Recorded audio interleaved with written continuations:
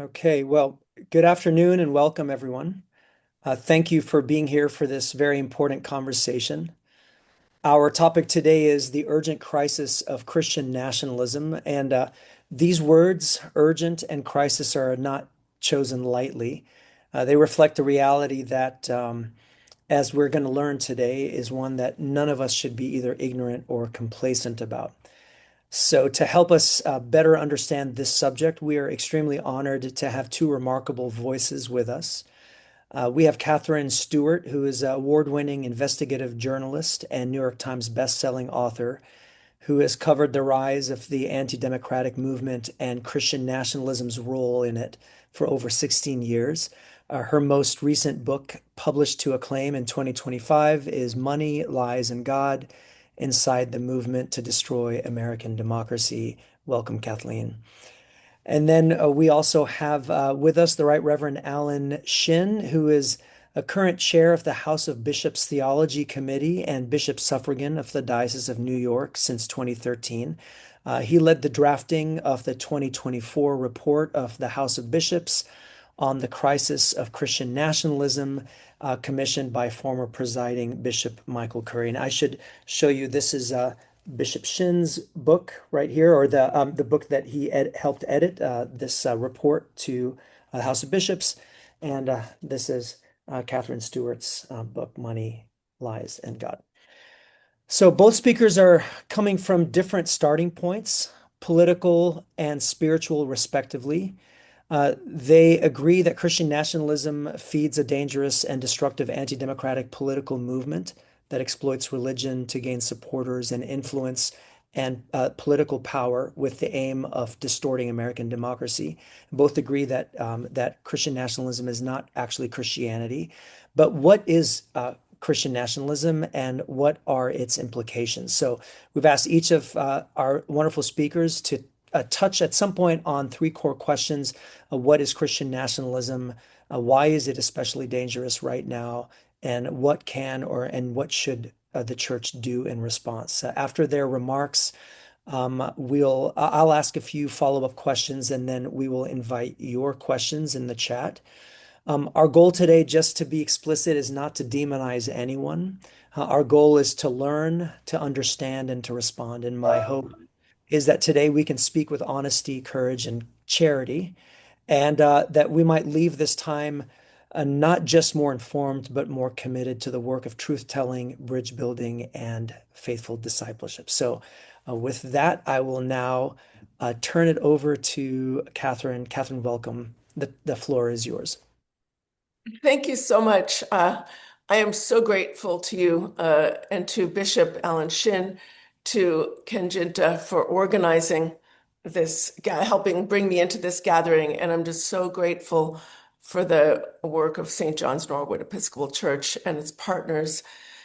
I'm especially encouraged because I think the religious voices that are organizing and speaking out in opposition to religious nationalism and the anti-democratic movement are incredibly important. I'm going to get into what religious nationalism or Christian nationalism is and its role in the anti-democratic movement in a moment. But, the religious, broadly speaking, left, sort of moderate, liberal, mainstream left, is not the equivalent of the religious right.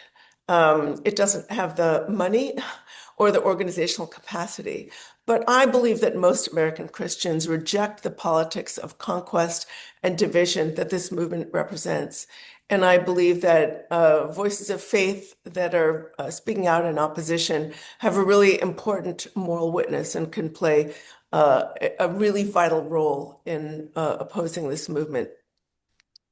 So I really want to start talking about what Christian nationalism is and what it isn't. When people talk about Christian nationalism and its role in the anti-democratic movement, they almost always talk about demographics. They talk about Trump voters or evangelicals or some big subset of the national population. My point here is that the anti-democratic movement is a driven movement. The followers matter, and I'll get to them. They are what I call the infantry or the foot soldiers. But most of what's happening in our politics today and in the movement itself is the work of the leaders. It's the work, a consequence of the dynamics between different groups of leaders and their fundamental interest, not in representing their followers, but in exploiting them. So I tried to, I've been reporting on this movement for 17 years, and in Money Lies and God, I really wanted to come up with a taxonomy of the leadership. So I'm going to start with the funders. It's a group I call the funders. They are some of the beneficiaries of the massive concentration of wealth over the past 5 decades. This cohort is investing their fortunes in anti-democratic projects. Now, I'm thinking about people like the Corkerys or the Uhlines or Barry Side or the Wilkes brothers and Tim Dunn or the Prince DeVos family juggernaut members of that group. These funders are not any one type. Some are Catholic, some are evangelical, some are Jewish, others atheistic, like the sector of the tech bros now who have been drawn into the movement in recent years. So it's interesting. Religiously, these funders are all over the place, but they agree on one thing, is the need to secure economic policies that don't just increase their wealth, but also that justify the current, frankly, unprecedented levels of economic inequality that we see today. Many of these funders end up funding Christian nationalism, not because they sincerely believe in it, but because they correctly see that this is the best way to bring large numbers of people to vote for a program that ultimately works for the benefit of the billionaire class. So this brings up the next crucial group, the power players. So the taxonomy I come up with is the funders, the power players, the sergeants, the rank and file, and the infantry and the thinkers. So let's talk about the power players. Again, this is a leadership-driven, organization-driven movement. And the power players are those who run the national activist organizations, such as the Heritage Foundation, Focus on the Family Research Council, or the Alliance Defending Freedom, and other groups within the right-wing legal ecosphere. These leaders play the biggest role in manufacturing outrage that mobilizes the rank and file to vote a certain way, pushing narratives of persecution out into the public. They also are really critical in coming up with strategy, figuring out messaging techniques and legal techniques, legal advocacy techniques. They're really critical in rounding up the votes in this way. Now, the funders understand this and they provide the money, but the power players have assets, an asset of interest of their own. Like, right, for example, they make a lot of money themselves often. They also accumulate a tremendous amount of personal power and influence. And they do so mainly by sort of organizing the base and setting the stage for voter turnout operations. At the lower level of leadership, you have a group I call sergeants. These are mostly pastors that are often drawn into networks like Watchmen of the Wall or Faith Wins, or sometimes local activists on school boards and the like, parts of the activists on the sort of Moms for Liberty side, if you guys know who they are. They're the sort of hard-line group targeting school boards. Some of these sergeants are mobilized by the leadership. They'll draw them into these networks and give them presentations that make clear that they need to mobilize the vote in a certain way. So they don't set the national agenda, but they do play a crucial role in mobilizing voters to vote against democracy. Then there's a group I call the thinkers. Some of them are proponents of religious ideologies that justify plutocratic and oligarchic wealth and control and hierarchies of human value. But many of them are more in favor of essentially secular ideologies of radical change. They're often members of the so-called New Right. They, emerge out of think tanks like the Claremont Institute, and they're the beneficiaries of a kind of welfare state and affirmative action program for conservative ideologues. So finally, there's the rank and file that we hear a lot about, the infantry. You can read about them elsewhere. So I'm going to sort of pass over the details, but I want to note that while they aren't without some agency, they're not setting the agenda, and the role they have to play in this drama is really wrapped up in the disinformation and manipulation to which they are unrelentingly subjected.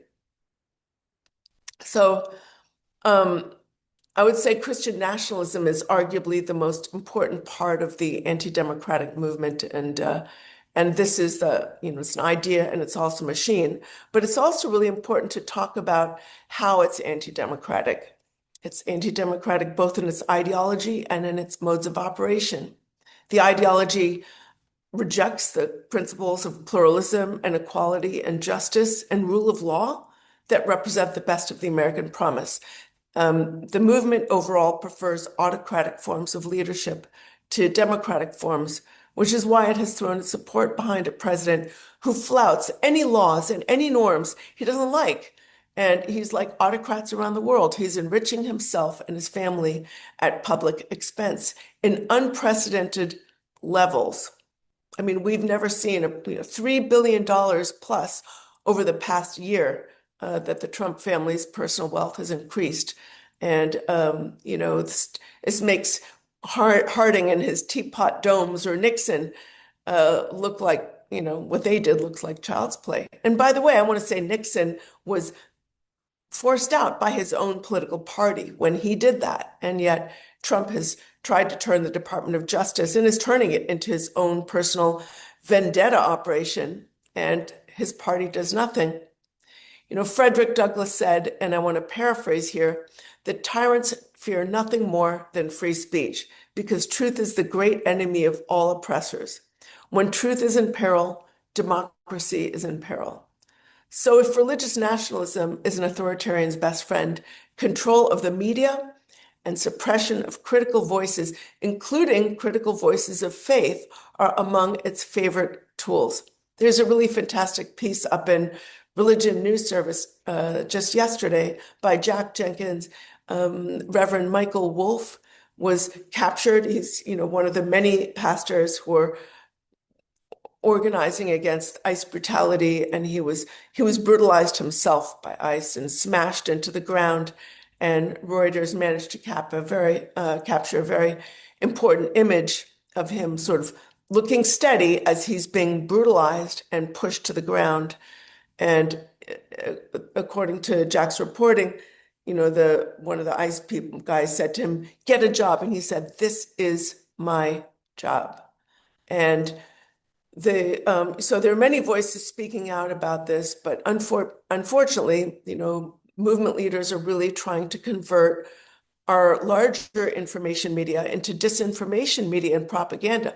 This is an autocrat's favorite tool. Look at what's happening in Russia or Hungary or Turkey or China or Iran or any number of other places where these oppressive governments work so hard to manipulate and control people by separating them from the facts.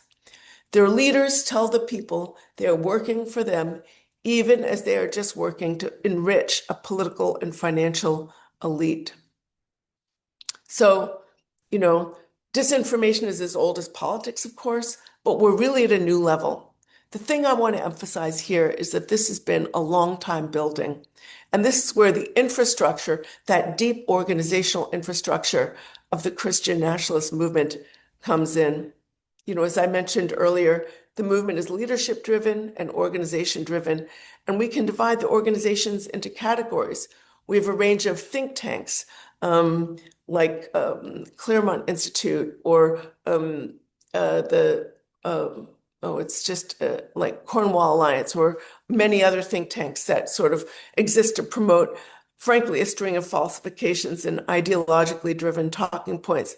We have a legal advocacy sphere, including the Alliance Defending Freedom and First Liberty and Liberty Council, that has put hardline ideologues in the courts, especially on the Supreme Court, and they will rule on the side of autocratic power and oligarchic wealth.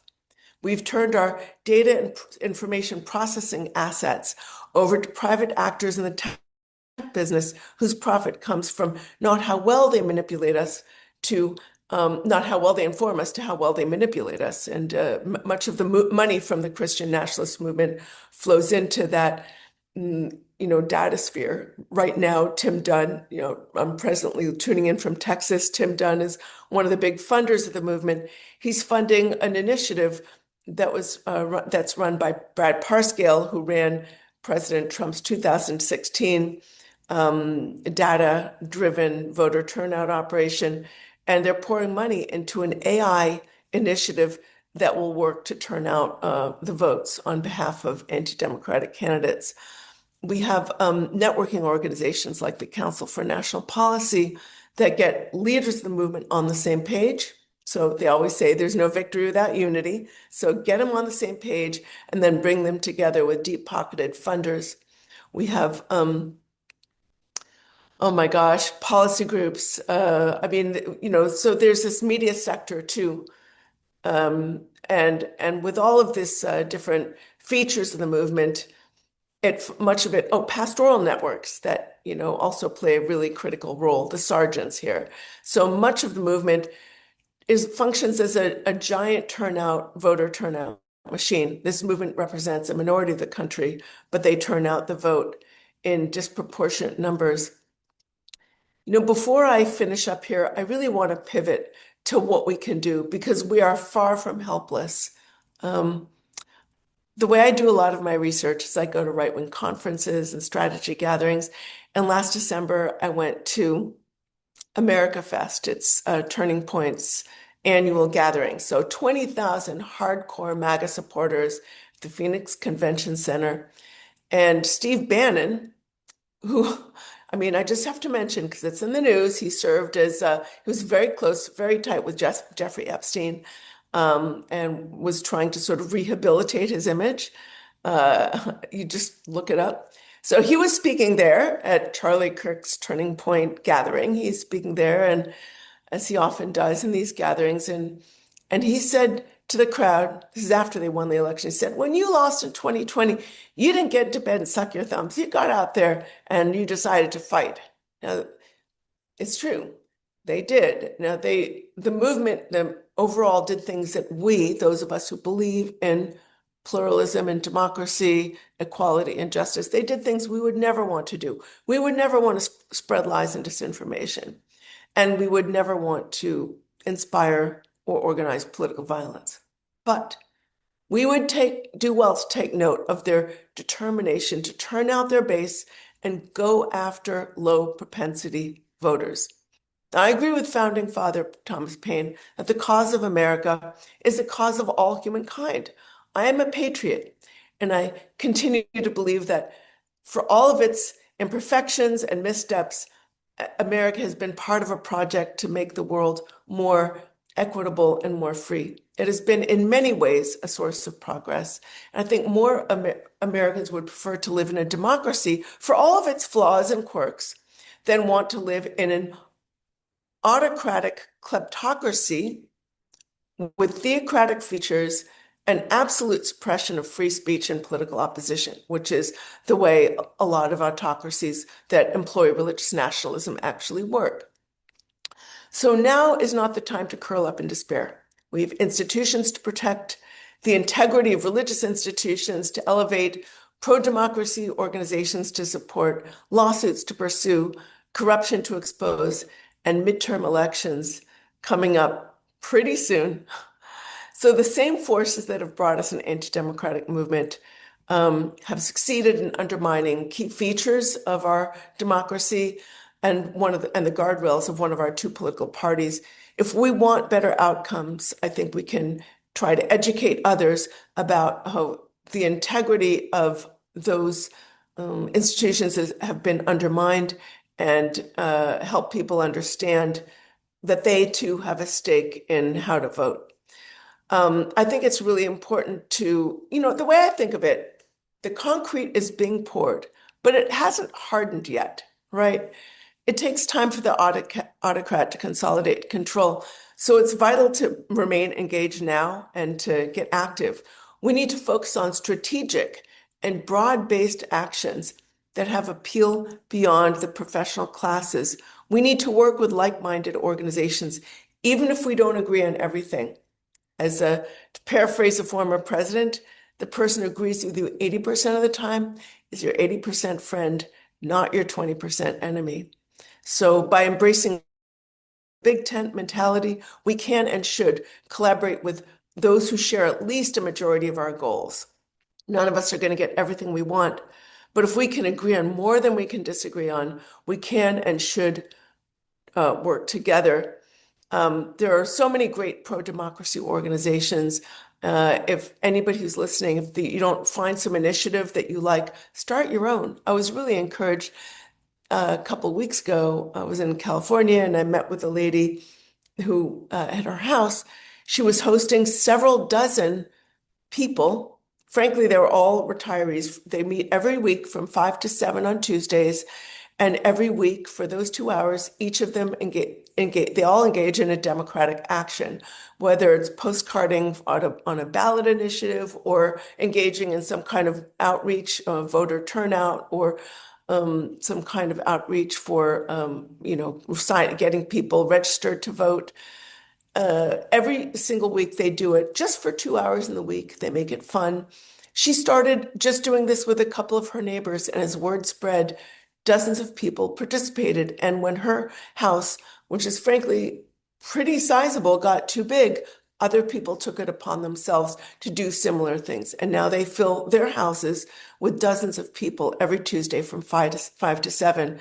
So it's really critical to be active. And none of us can do this by themselves, but we're more effective when we join together. A lot of this effect of the anti-democratic movement filters down to the local level. So find ways to support your local community, get involved in your local school board or town governance, or defend your local public library, and build networks of support and kindness and mutual aid. There is no one-size-fits-all solution, but there are no shortages of avenues for meaningful engagement. I want to close by pointing out that there is nothing more meaningful than being part of a struggle for justice, for equality, and for democracy itself. It won't be easy, and there are no guarantees. When you look at the sweep of history, freedom isn't a guarantee. I bet every single one of you in this program has an ancestor at some point in history, in some place around the world, who had to struggle against the odds for their freedom. But if they could do it, we can do it. And we owe it not just to ourselves, but to future generations. Thank you so much for listening. And I look forward to the questions and to hearing from Bishop Shin. Thank you, Catherine. Wow, I'm already really excited about the conversation we're going to have today. Bishop Shin, I'll turn it over to you now.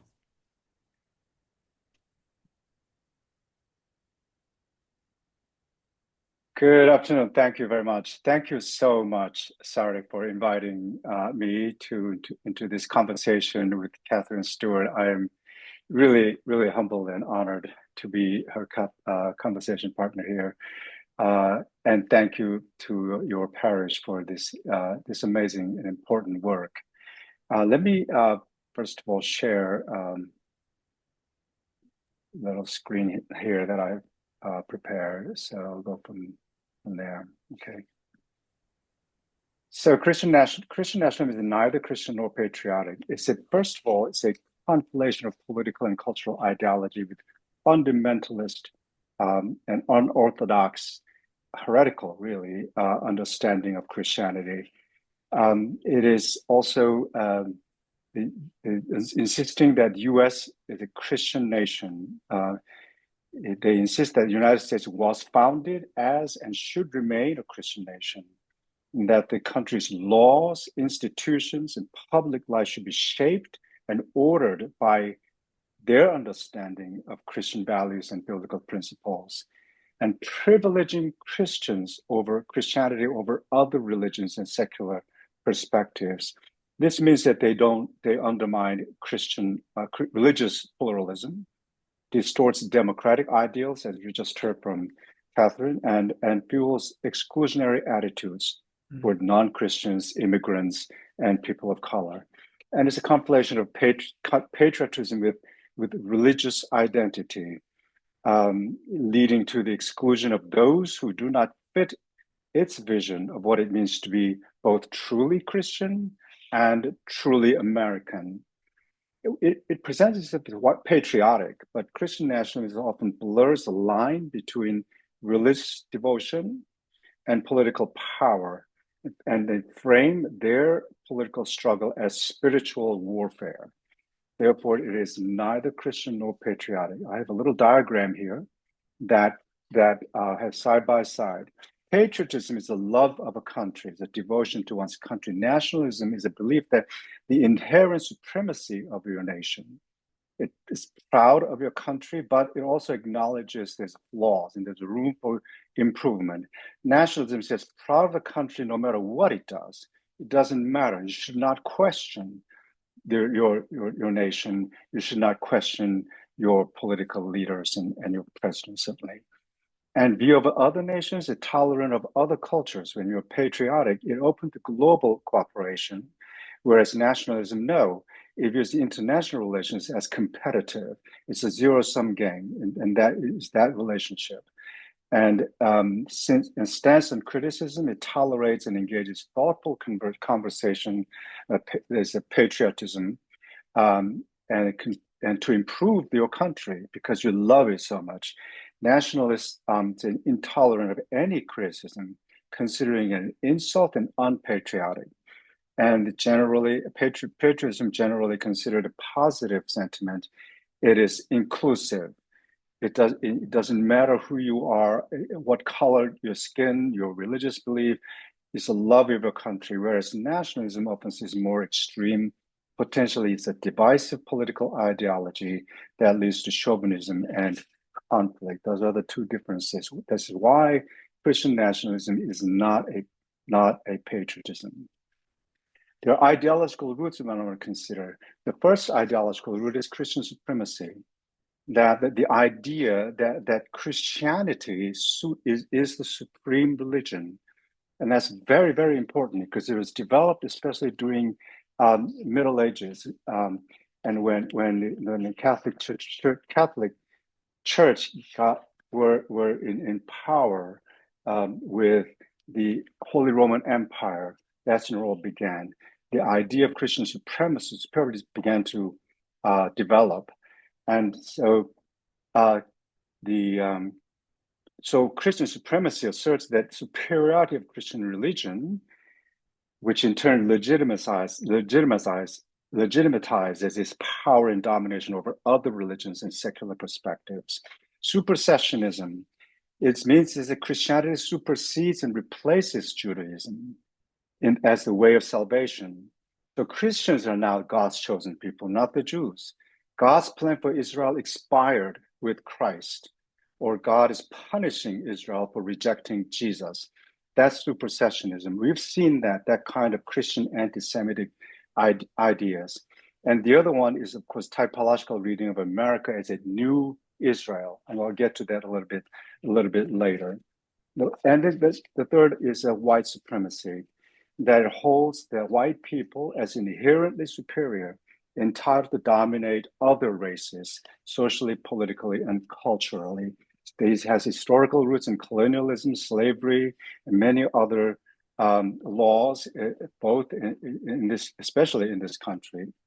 And religion, Christianity, actually played a critical role in all of that. So Christian nationalism actually combines is a product of these three ideological roots. I want to get to the very early idea.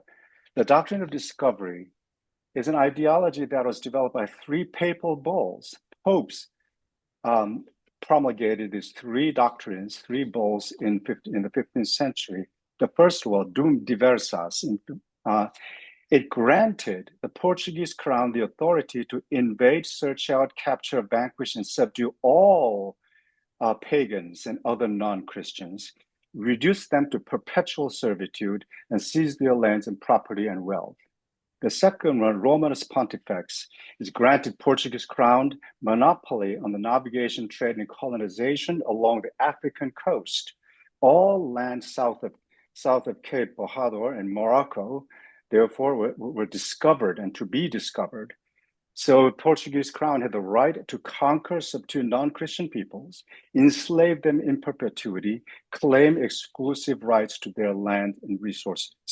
These three papal bulls are critically important because it catalyzes the whole European colonial expansion project. Core principles: Christian superiority again, right to conquest and domination. Terra nullius is a very, very important concept.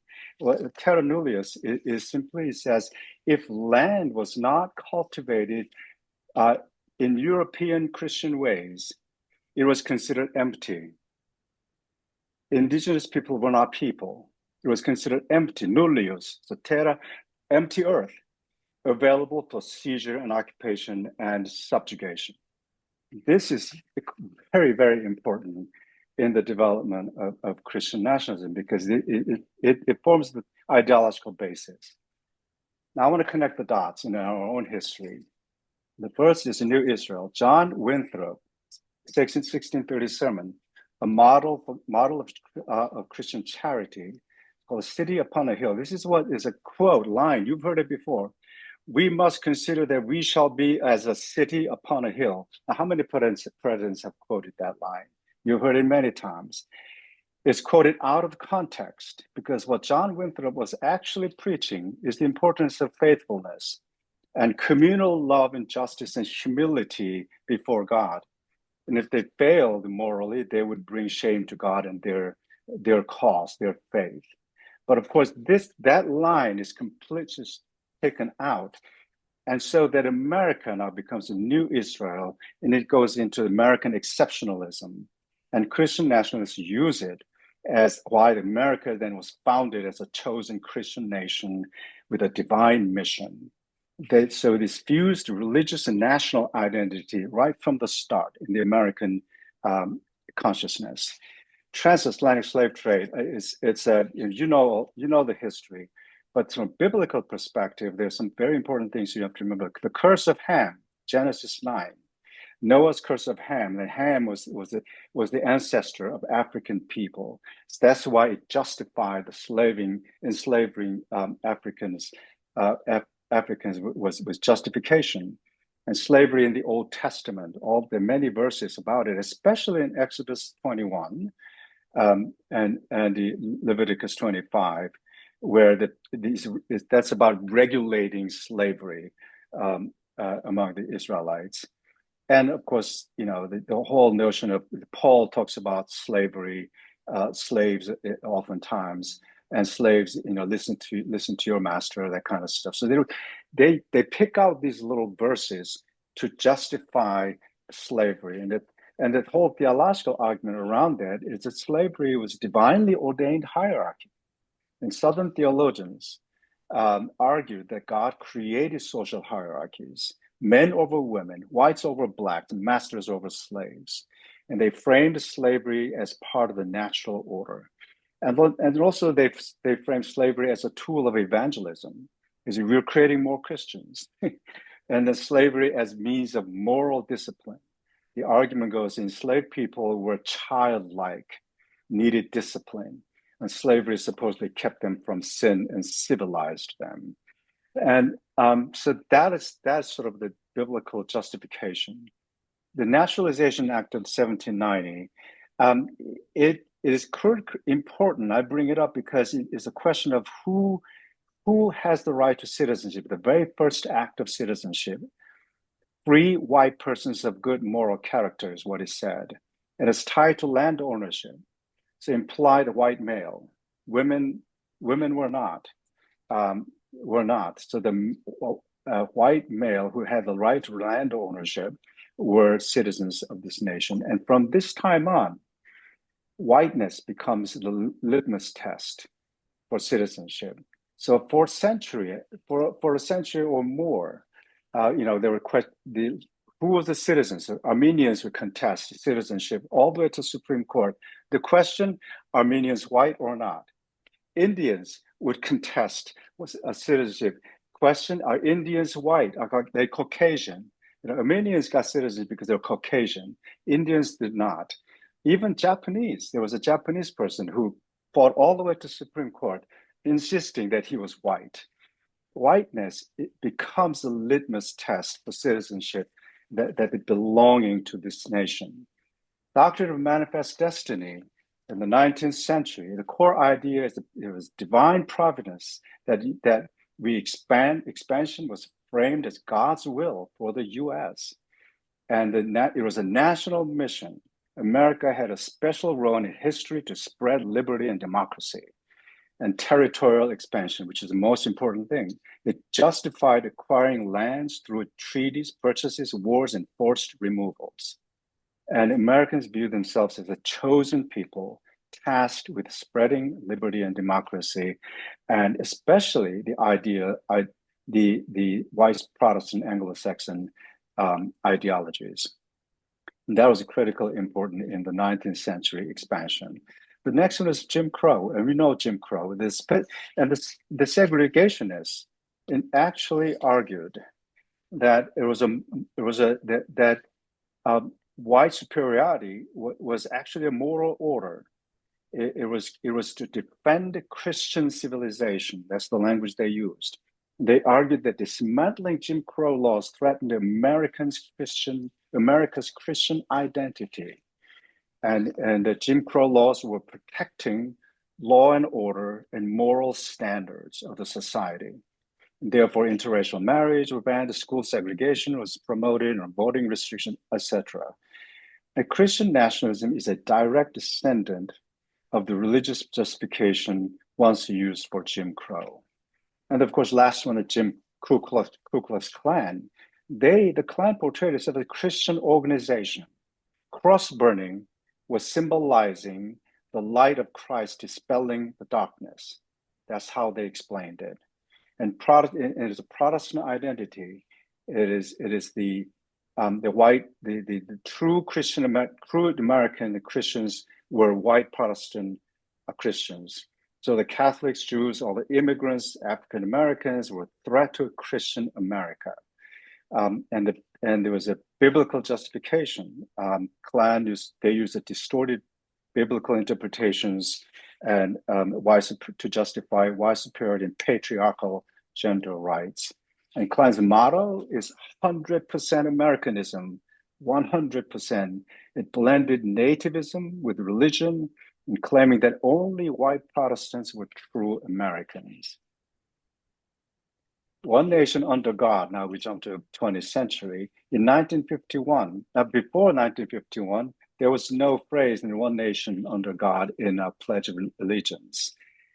The Knights of Columbus, the Catholic group, began to include this under God, one nation under God, in their recitation of the pledge. In 1953, several petitions were sent to Congress, which officially added the phrase, and the bill went to President Dwight Eisenhower in 1954. He signed it. So a new version, it was 1954. One nation under God, indivisible, with liberty and justice for all. That's when it started. Catalyst was the Knights of Columbus. Moral Majority Christian Coalition. And we know that Jerry Falwell, Pat Robertson, they mobilized evangelical Christians into powerful political bloc, aligning Christian values with Republican politics. And Catherine Stewart traces this in a former book. It's really beautiful. It's something that we need to know. And this was a culture wars, right? And the culture wars is when it started. Against issues like abortion, gender roles, LGBTQ rights, and those all became battlegrounds for Moral Majority and Christian Coalition. Today, we're then also faced with. Here we go. Yeah, there we go. The January 6th insurrection. Of course, it was not outright Christian nationalism, but there were plenty of Christian symbols were displayed. And there were plenty of Christian nationalists who actually were part of this whole insurrection. Project 2025 is very, very clear now that it is a Christian nationalist project. Russell Vought is not even shy about it. He's not even hiding it.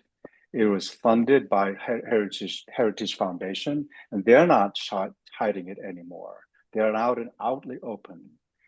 And Douglas Wilson, Christ Church in Moscow, Idaho, it is the fastest growing Christian nationalist church right now. And there is a Douglas Wilson's Christ Church right in Washington, D.C., right in your backyard in St. John's, Norwood. He just started one recently. And he says this right out. And there's an interview on you can get if you Google it.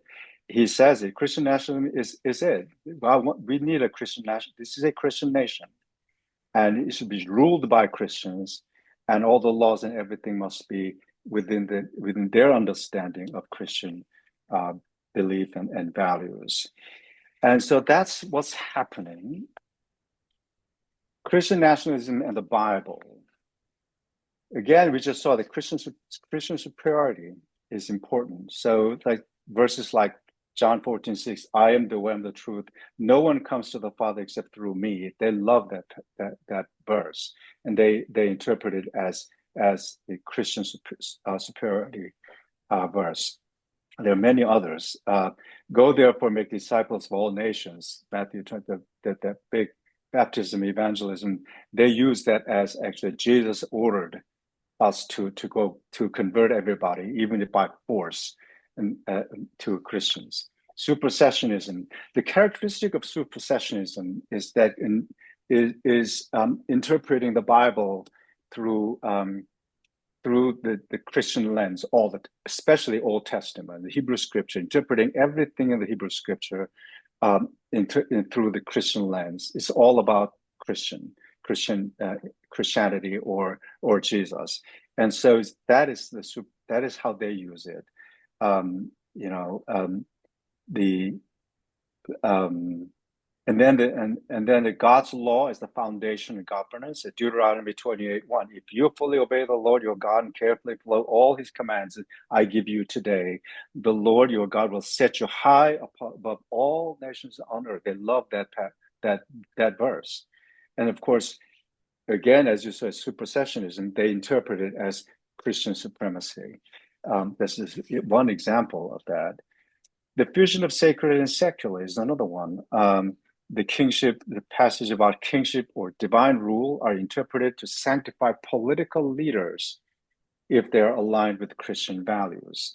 Oftentimes in Romans 13, let everyone be subject to the governing authorities, for there is no authority except from God, and those that exist have been instituted by God. So that's why this blessing ordaining prayer by evangelical pastors over President Trump. He was ordained by God to be the president of this nation.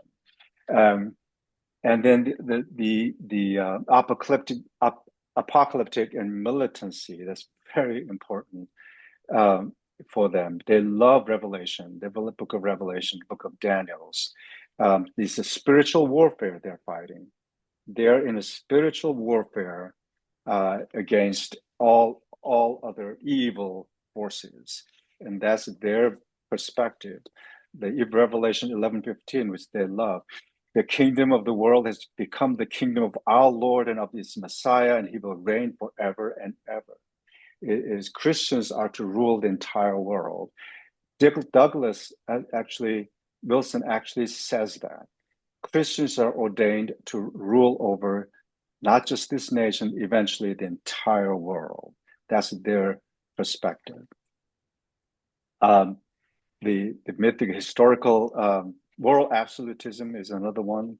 The righteousness exalts a nation, but sin is a reproach to any people. 10 Commandments, they love 10 Commandments, all that stuff. And mythic historical community. What that means is the Bible is interpreted through the myth of America's founding as a Christian value. That's so Bible is in everything in the Bible, what they pick and choose, but what they interpret the Bible as America as a America's founding as a Christian nation and the new Israel. And the Exodus become the metaphor of independence and wilderness, a frontier for settlement, which was used by the earlier doctrine as well. And the selective proof testing, they pick and choose the Bible out of context all the time. That's one of their characteristics. So I get to the why I think the Christianism is wrong. It's a sin of idolatry, and if you look to side by side, you can see that. In the temptation of Christ, the devil's strategy is put Jesus on a pedestal of superiority. If you are the Son of God, wow, what an incredible thing! Christian superiority over other religions and secular values. Christianity is a superior religion. The next one is quoting select Bibles. Just because you quote Bibles doesn't make you righteous or holy. But you see, the devil does that too in the temptation. Very good at it. That's exactly what the Christian nationalists, they know their Bible. They know how to quote the verses they need to quote. They never quote the ones that they don't like, though.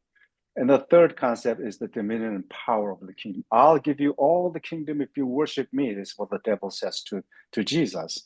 While the use of power, fear, and violence to dominate everyone who is not white Protestant Christian is the end goal of the Christian nationalism. It's an idolatry. It is not Christian. And Abram Joshua Heschel, the famous rabbi, once defined idolatry as what is an idol? Any God who is mine but not yours, and any God who's concerned with me but not with you, that is an idol. So even Orthodox rabbi like Abram Joshua Heschel said this. It's a systemic sin, and Catherine earlier talked about this. She actually gave a very good picture of what a system it is. It's an organized system. It's a sinful movement. There's a story of healing of the Gerasenes demoniac, which is not as famous as the temptation of Jesus, but in that there's a demon, a man who is the demoniac who and he's chained and he's and Jesus asked him, well, who are you? And the name of the demon is Legion. It's a system of demons. It's not just one, it's a system. It's a legion, right? Christian nationalism is a systematic dismantling of a democratic government and to rebuild it as Christian nation. It's a system. It's a systemic sin. And then the demoniac says, well, what have you got to do with me, Jesus, Son of the Most High? I beg you, do not torment me. The question is, who is talking to Jesus? Is it the man or the demon? It's unclear. The man could be saying that, but the demon could be saying that too. Who is really in charge here in Christian nationalism is a web of organizations. And Catherine Stewart just listed a whole bunch of them. And that's exactly, if you go, it's a mind-boggling. Claremont Institute, Heritage Foundation, Turning Point, Project Bliss, Chalcedon Foundation, it's a Concerned Women for America, Council of National Policy. It's just a whole slew of them, as well as key individuals: Douglas Wilson, Lance Wilnow, James Dobson, and these are influential political power brokers and wealthy billionaires who are behind this movement. And how does the system control the man? Many times it has seized him. He was kept under guard, bound with chains and shackles. But the man would break the bonds and be driven and then into the wilds. Use of power and fear and violence to dominate. Who are not white Protestant Christian is the game, whatever means necessary. and they've created a system that um, of control, um, and that is what they're trying to do. And this is, and at the end of the story, it's kind of weird to say, why do townsfolk ask Jesus to leave? The man is freed and healed, but the people ask Jesus to leave. Why do they do that? There's no answer. The story does not say. But I think what's happening is that they want Jesus to leave because they've lost the control over this man and the system they have created to keep him chained and controlled. Now there's a paradigm change they have to deal with, and they also have to accept this man back into their society. What is that going to take? You see, it's better if they keep him under control in the cave, and they had it all set up. So this whole thing about it, and so they don't want this new thing. They want to stay, status quo or nostalgia. Christian nationalism is a nostalgic notion. It's make America great again, returning America to its Judeo-Christian roots and putting God back into schools, restoring biblical family values, and taking our country back. These are the phrases they use. They don't want this paradigm shift. They want to return to the past. So our biblical response to Christian nationalism, Genesis, and these are just few. I mean, there are more, obviously. There are many, many more, but I just picked these three as an example. Genesis 3, created in the image of God. God's creation does not, this is the thing, God created humans last. See, and so the rest of the creation does not depend upon humans to exist. Your tree outside does not need you to exist on its own. It can exist fine. Humans, on the other hand, utterly depend on God's creation to exist. We cannot exist and survive without the rest of God's creation. We are simply, as Rabbi Heschel said, we are God's afterthought, and we better be a bit humble about who we are. And why there's a language of dominion language, isn't it? That have a dominion over what God created. Is that a power over and do whatever you want to do with it, or is it a stewardship question? Is it be good stewards of God's gift? Because without it, you cannot survive. And destroying God's creation actually will actually imperil us. That's exactly what will happen because we cannot survive without God's creation. Galatians 4, in Christ Jesus, you're all children. There's no longer Jew or Greek. It's a very famous passage.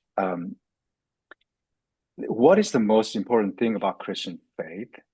The 5 pillars of baptismal covenant. We pray together. We have a community. We build the community. That's what we're supposed to do. We build a human community by sharing meals, by sharing our love, our compassion, and really coming together and have a conversation, prayerful conversation, and then working for justice, loving our neighbor as ourselves, and respecting the dignity of every human being. John 15, of course, love one another. This is my commandment, that you love one another as I have loved you. It's not just love one another as I have loved you. Jesus loved to the point of cross, self-sacrificing love. Of course, that is the Christian teaching. That's the Orthodox Christian teaching, and that love is not just self-sacrificing; it's unconditional. Jesus did not say, "I love you only because I only love a few people." He died for the salvation of the whole world, all God's children, and that love has no ending; is eternal. That is also a Christian teaching as well. So, in conclusion, truth is the only merit that gives dignity and worth to history. History is the enterprise here, the storytelling. We are creatures of stories.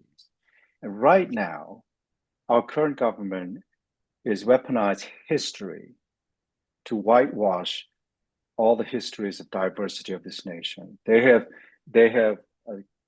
taken out like people like Pauli Murray, even Jackie Robinson.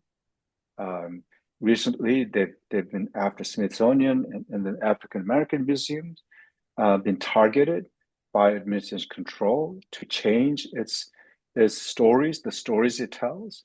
Um, that's what they're after, history. Recently, there was a plaque apparently in Netherlands in the World War II soldiers, uh, and the graves, and there's a plaque that says this is where the black soldiers, American soldiers died. They took it out. They got rid of it because they don't want other people to know that there were black soldiers who fought in World War II over in Europe. The community is a place where truth of our lives is told, even when it is painful to bear. That is the true community. If we are going to build a genuine, compassionate, and true community, that's what the church does. That's what church is really, in fact. Then we must be able to learn to tell truth and hold it, even if it's painful to bear. That's what it means to be community. And truth, we must tell truth of our history, both successes and failure, wonderful and painful and dark histories. And I end with a quote by Lord Acton, the British historian. History is not a burden on memory, but an illumination of the soul. And if the history is to be the liberating force and illumination of the soul, then it must be about truth, because only truth can liberate our burdened souls. Thank you very much. Amen. Thank you, Bishop Shin. That's wonderful. I see the chats already blowing up with questions, and I ask that you please put your questions in the chat. I'm going to get us going with one question, and then we'll turn it over to your questions. So both of you identify Christian nationalism as a distortion, but distortions succeed because they contain some grain of truth that feels familiar or comforting. So, what would you say is, quote, the grain of truth that gives Christian nationalism its emotional or theological appeal? And how should churches address that root rather than just the symptoms of it? I hope that's a fair question. Well, I'm happy to start. I have met many people in my journey who really mean well. And I'm speaking about people who are members of the infantry class, the foot soldiers, the rank and file. Many of them are dealing with, look, life is hard, you know? We lose people, situations disappoint us. And this is a movement that offers a sense of community, um, a sense of righteousness, a sense that you're part of something. Um, it also will not just capitalize on grievances, some of which are legitimate. This massive, it's a movement that claims to stand for the integrity of the American family, even though it's driving support for politicians whose policies are actually making it harder for American families to succeed, you know? Um, but many people do have grievances, and it will harness those grievances and create scapegoats to blame. And then it will also manufacture grievances. I mean, one of the most interesting grievances that it manufactures is this idea that conservative white Christians are the most discriminated group in America, even though currently all three branches of government are dominated by this group, and this group's there's a kind of privileging of such viewpoints in our laws and in society. It will claim this grievance. It amplifies this narrative of grievance. And sometimes that narrative of grievance, people sort of have grievances and then they believe that this is the reason why they're suffering. So again, the movement, harnesses legitimate grievances or creates grievances and then hurls those all that at their political enemies. But all of that said, I have met many wonderful people, kind people who love their families, care about their neighbors, and truly believe that they're doing something good for America. Unfortunately, all of their collective efforts are actually polarizing our country as never before, undermining the institutions of pluralism and equality. I'm so sorry. Bless you. Undermining institutions of democratic institutions and making our country less governable, less reasonable. And that clears the way for, a strong man to come in and say, I alone can fix it. And what does a strong man do? Well, he doesn't fix it. I Right. mean, I think that we're in a moment right now where a lot of people are starting to see a lot of people who may have gone along with the program are starting to see the flaws, the needless trade wars that are raising prices in so many sectors, an unelected billionaire, the richest man in the world, and his 22-year-old minions going into government, slashing and burning Mm. jobs that he doesn't understand the value of. Is there room for improvement in more efficiency in the federal government? Of course there is, just as there is in the private sector. But this is not the way to do it. And unfortunately, he's also getting rid of a lot of agencies that, America's soft power is gone. USAID is gone. Um, you know what? Power hates a vacuum. Guess who steps in when America abdicates itself from soft power? You have countries like China that step in and to take up that mantle, and then they have the influence in that way. And there's been reports that show a minimum of 600,000 people have died as a consequence of the richest man in the world deciding on a whim to get rid of USAID. And so many, well, very talented people have lost their jobs.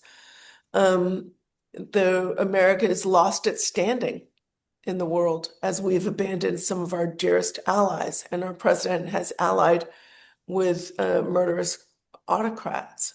The dollar is plummeting against other currencies around the world. So these folks who are lovely people who I've met, who are kind, who I actually really like, and many of whom I describe in my books and describe sympathetically, they think they're doing something good for our country. And unfortunately, their collective efforts are weakening our country. Oh, thank you, Catherine. Those statistics are really hard to stomach. Bishop Shin, did you want to briefly respond to that question? Then we will turn it over to our audience. Yes, I think that something that Catherine just said hit me. Um, Grievances. American culture has become a culture of grievances. We have a lot of grievances, and that's because there are people who are actually suffering. There are many people, especially as the wealth gap is increasing to a point where 1% owns what 90%, 95% of the entire nation's wealth. I mean, they're even the so-called middle class is anxious and suffering, and that has been turned by politicians into fear and then into anger. What we forgot to do is actually learn to grieve together for those losses and for this vulnerability. So instead of the culture of grievances, if we can turn to grieve together and find hope together, I think um, hope is something that I think the common ground is actually, is that we have hope. We're hoping for the same thing. We're hoping for a country that is beautiful, that still, is pluralistic and is wonderful and serves all people. It's just that how you go about it is slightly different, right? How you think about it, and what we've failed to do is actually learn to coming together, share our stories of pain and suffering and grief together, but also learning to hope together. And somewhere along the way, there's so many divisions and dividing lines, and it now going to gap, and now it's going to chasm. So how do we bring that back together? I think is what we need. There's a wonderful poet named Padre Otuma. It's just if you haven't read, you should read it. It's so fantastic. And at one point, he says, "Belonging, belonging is a skill of learning to suffer together, and to see that we all belong together in this nation, in this society. And the one thing we have to learn together is we need to learn to suffer together, not competition and not a zero sum game, and that hopefully we can recover our common ground." What a beautiful thing to hope for, Bishop.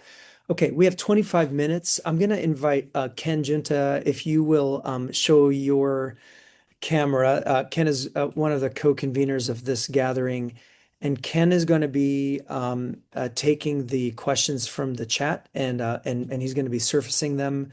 And so hopefully, let's get through as many of these questions as we can. Ken, I'll turn it over to you. Yeah, thank you, Sari, and to our guest speakers. I'm not going to turn on my camera at the moment Okay, because I'm switching between screens just fair to enough. read the questions. So the first was from Jane Osgood. Would you speak about how we can harness the energies of young people, both in the church and in society writ large? The election of Mayor Mamdani in New York City was wildly popular with young people, whom many believe overwhelmingly helped Mamdani win the election. That's for both speakers. Well, thank you so much for the question. It's not just New York. I think this last election, we saw results in Ohio and in New Jersey and around the country that showed some signs of encouragement. I think, was it every Moms for Liberty candidate lost their race? I think there were 17 of them. Uh, I believe that every single one lost their race. Please correct me if I'm wrong.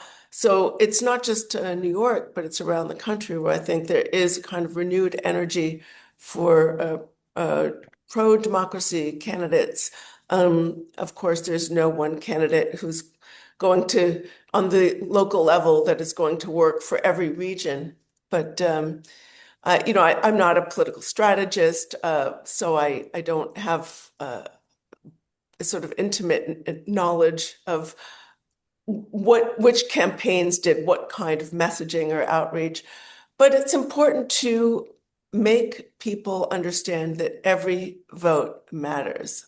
You know, in 2024, my understanding is that if you consider the number of voters who are able to vote in the election, number of eligible voters, Donald Trump won about the same amount of, percentage of voters that he won in the previous election in 2020. And the reason that Kamala Harris lost was that there was depressed enthusiasm for voting on the Democratic side of the aisle. It was a very unusual election for a variety of reasons, and we don't need to delve into all of those reasons right now. But I will say that it's really important to help people understand that voting matters in every single election. It's really important to vote all the way down the ballot. It's also important to help people understand that voting is strategy. You're not going to get everything you want. You might object to certain things about a certain candidate, but the way I like to describe it is you're on an airplane, you're really hungry, and you know the food isn't going to be great, but the flight attendant walks up and she says, "Do you want the chicken or do you want a pile of pardon me, dog poo with broken glass mixed in, what are you going to do? You're probably going to take the chicken, right? So, there, I think that, for some people who are like, oh, I couldn't vote for this one or that one because, of this imperfection or that flaw or this insufficiency or that, it's really important to sort of weigh the options and the outcomes, and don't just consider the person who you are voting for. Consider the policies they're going to implement and the people they're going to surround themselves with.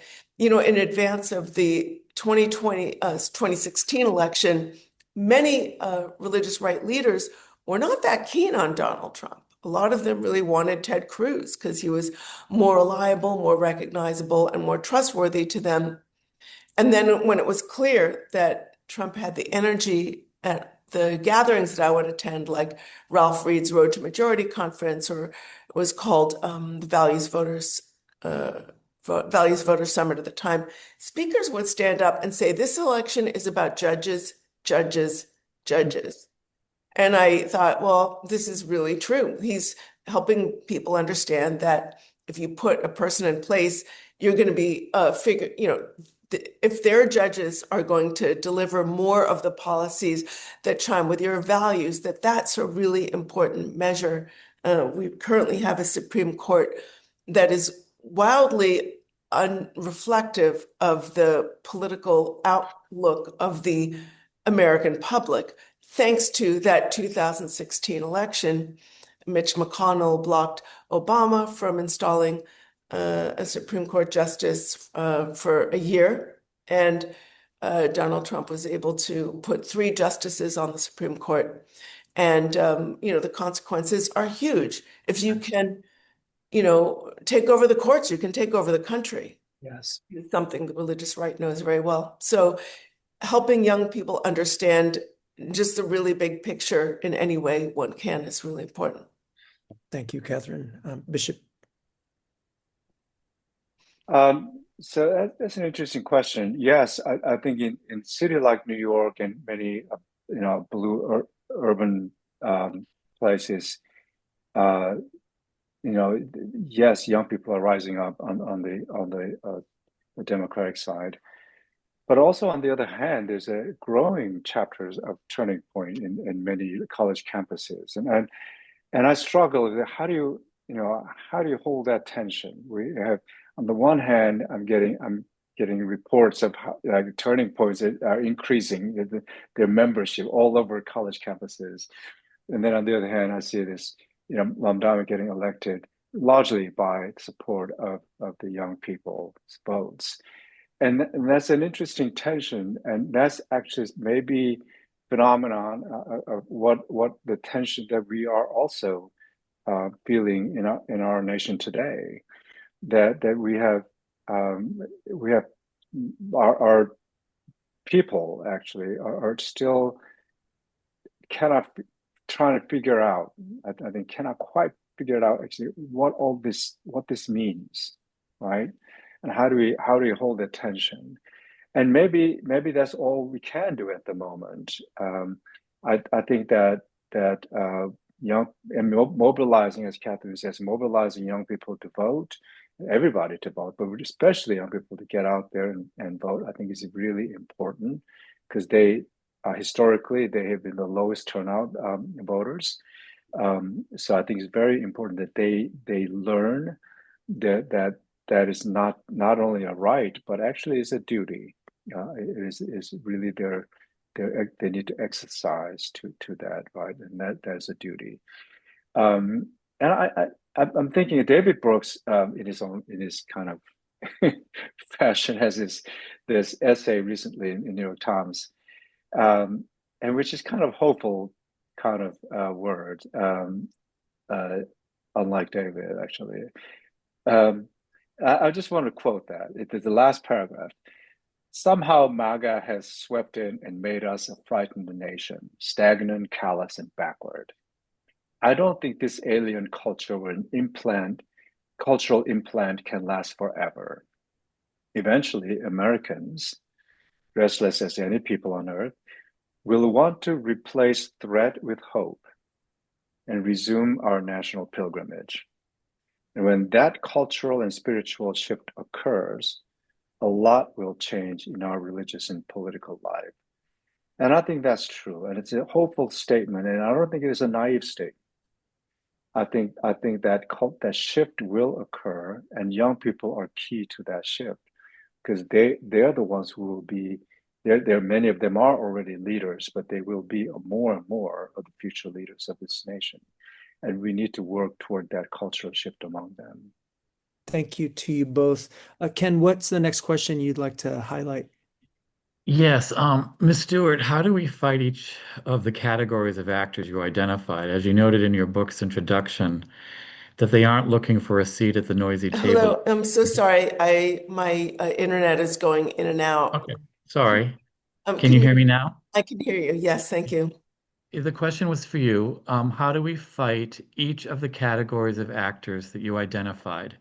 As you note in your book's introduction, they aren't looking for a seat at the noisy table of American democracy, but rather want to burn the house down.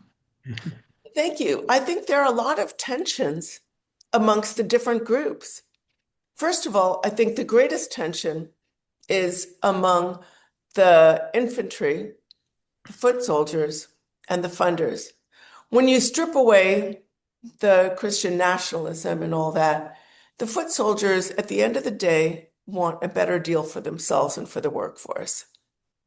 And the funders want policies that benefit autocratic power, and they want low taxes for the rich. They want minimal regulation for their, or no regulation for their monopolistic businesses.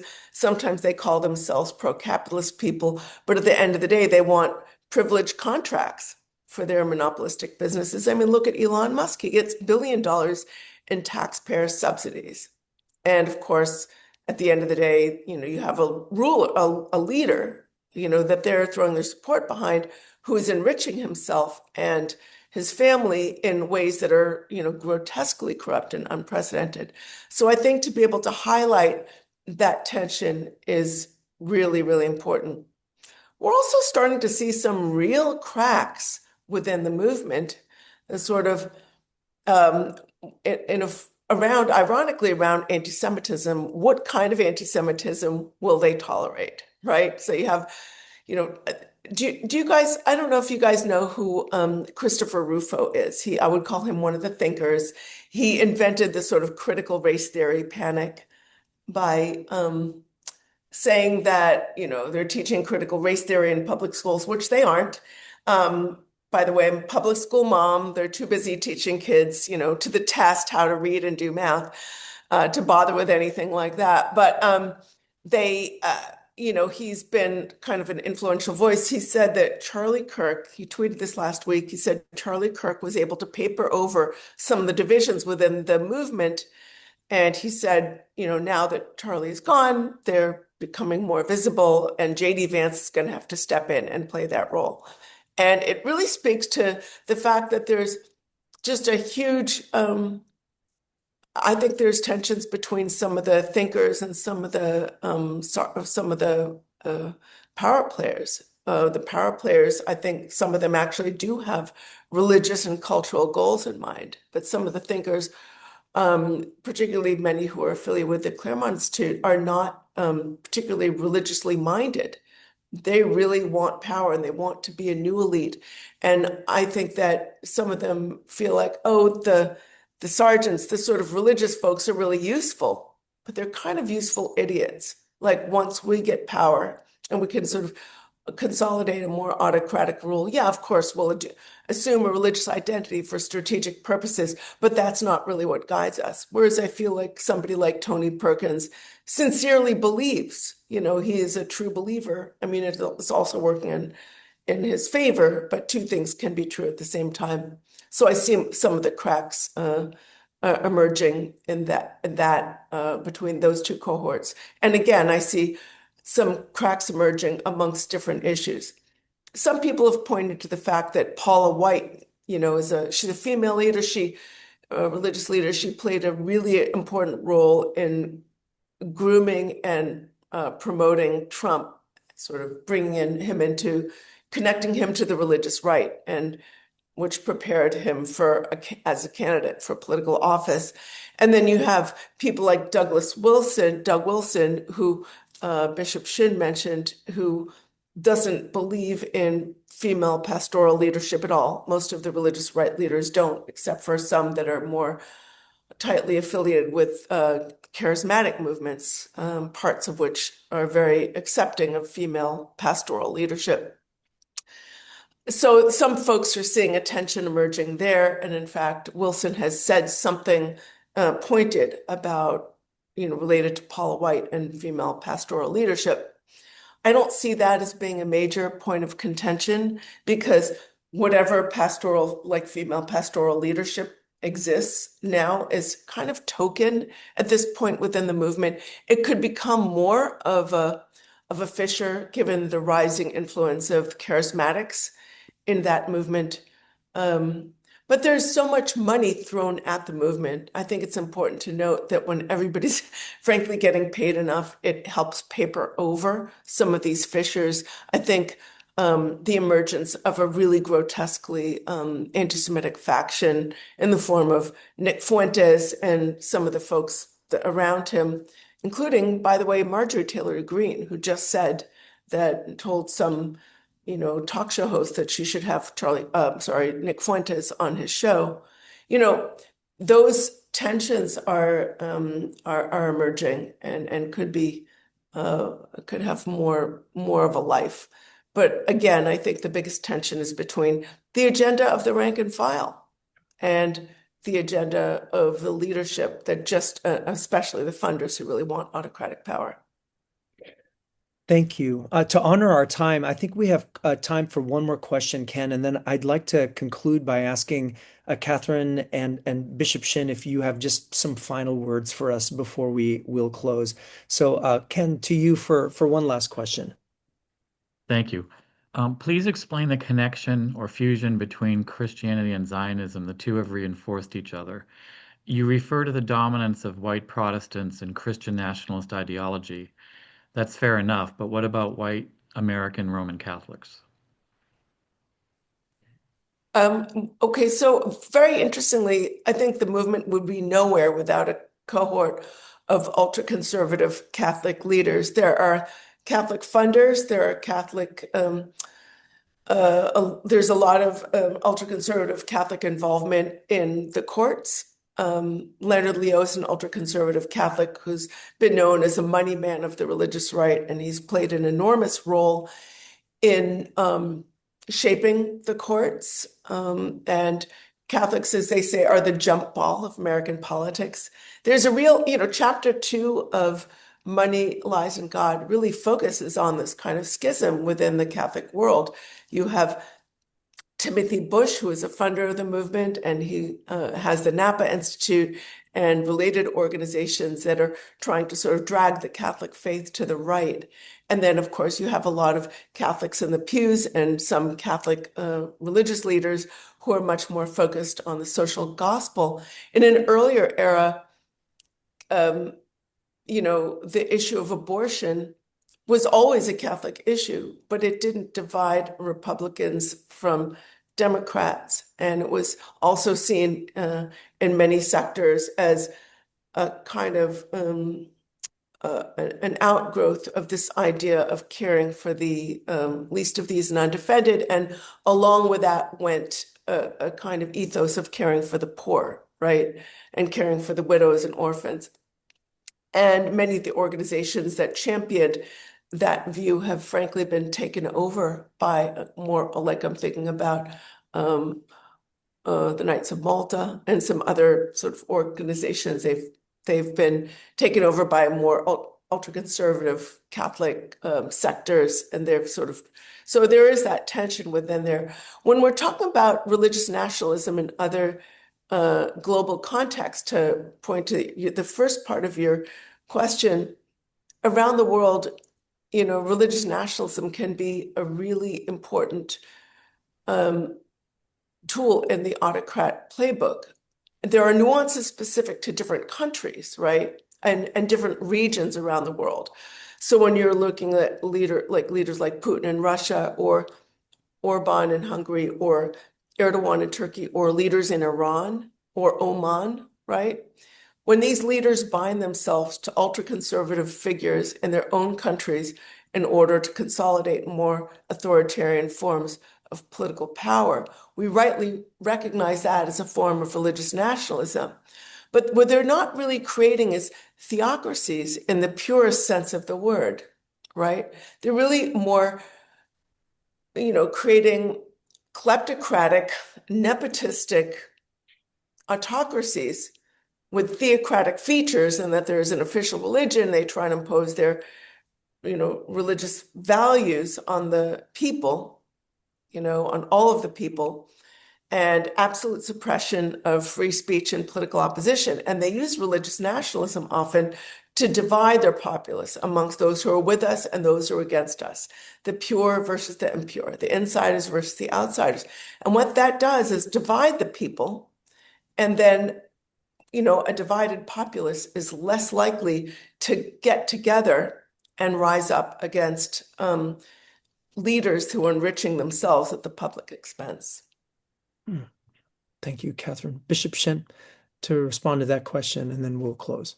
Yeah, just quick thought. So there is a movement called the Christian Zionism, and that is basically Christians, most conservative, fundamentalists, really unorthodox Christians who are supporting the Zionist agenda, and it needs to be really scrutinized more closely because I find it odd that the Zionists and the Christians, conservative Christians, are kind of bedfellows at the moment. But it's very clear that the Christian nationalists who are supporting this Zionism, their their ultimate goal is actually, as I said earlier, is replacing Jews. That Jews are not the saved people. The only way the Jews can be saved is if they accept Christ as the Messiah. That's the only convert to Christianity. And their end goal is their support of this Zionism is to actually preserve Jerusalem, because that's where, in their apocalyptic vision, that's where the end of the world will happen, and there'll be all that rapture event, all that stuff. That's where it comes from. So it is an odd kind of marriage, a union of two, the power brokers, really. And as earlier, Catherine was talking about power. It's really all about power. It's really not about real, true religious faith. It always is, isn't it? It is all about power, and I think this movement in the end will have its own internal power struggle, which is already kind of happening. And once that ball begins to roll, it'll probably undermine itself. But that does not mean that we should sit back and just watch it happen. We should be proactive and actually resist all their ideologies and actions. Okay. Final thoughts, Catherine and Bishop Shin, and then we will close. Just want to say I'm so grateful to be part of this conversation. Thank you so much, Bishop Shin. I always learn from you, and really appreciated your amazing presentation. And thank you so much, Sari Atik, for moderating beautifully. And I'm just grateful to everybody for joining in. Thank you, Catherine. Likewise, thank you so very much, Sari, for organizing this and inviting me to be in conversation with Catherine Stewart. I got to tell everybody, I already told everybody in my office, hey, guess who I'm going to have this Zoom session with? And they were all kind of impressed, Catherine. They were all very impressed. And I've just learned so much from your writings and your research. It's just amazing. And it's been really helpful also to help organize my own thoughts and in terms of the work that I do from the Christian theological perspective. So it's been really helpful, and it's been just wonderful. I just want to say, which I didn't say when you talked about Christian supremacy portion, is that Christian supremacy and Christ's uniqueness are two different things. should not be conflated. Christ's uniqueness is Jesus is a unique Redeemer and Savior, and is unique in his sacrificial love. And Philippians, in the Philippians letter to Philippians, he's talking about emptying himself, and that actually is very critically important to resisting the Christian nationalists, the power talk of the Christian nationalists, I believe. Well, thank you to you both, and thank you to everyone who's joined us. It looks like at one point, we had over 80 sign-ins, and I know that that often Oh means more wow! than one person behind the computer. And so, thank you for prioritizing this conversation. I know that there are many questions that we did not have a chance to get to, but those of us who got to see the questions also uh, just see what's percolating out there and what we're struggling with. Also, just a shout out to some of the main brains and the hands and feet behind this. So to Bill and Lisa Reisner, to Tara and Ken Junta and Ann Dursey Yeah, wasn't able to be with us today, and to our Faith and Democracy group. So thank you all for this conversation. Catherine, Bishop Shin, God bless you guys in your work, thank you very and much. keep up that mission. We're really happy to be a part of this conversation as well. Okay, Thank you. we'll sign off at this point, everyone. Have a wonderful Thank rest you. of your day. Bye-bye.